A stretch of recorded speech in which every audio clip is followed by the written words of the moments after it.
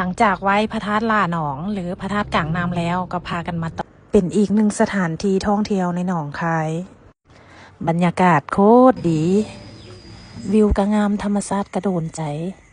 มีหลายๆมุมที่ให้เลือกถ่ายรูปหรือนั่งดื่มด่ำกับธรรมชาติไม่ว่าจะเป็นโซนในคาเฟ่หรือนอกคาเฟ่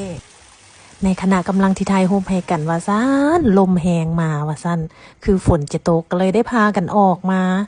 ว่าจะพากันกลับทางที่หากะฮอดได้บ่ดนในขณะที่สังเกตการก็เลยคิดว่าโอ้ยมันอาจจะบ่ได้ฝนง่ายก็เลยพากันมาต่ออีกโซนหนึ่งก็คือโซนนาบัว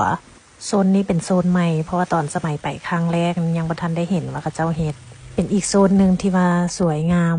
คนที่มักถ่ายรูปน่าจะมักแล้วก็เป็นโซนใหม่ที่น่าสนใจและห้ามพลาดไปก็เป็นมื้ออันการปกติก็เลยว่าคนนำบ่ค่อนข้างหลายถ้าเป็นศุกร์เสาร์อาทิตย์นี้น่าจะหลายเลย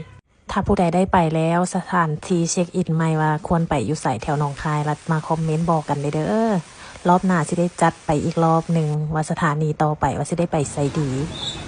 ถ้าครั้งต่อไปได้มีโอกาสได้ไปเที่ยวอีกจะถ่ายรูปบรรยากาศมาให้ชมอีกเด้อ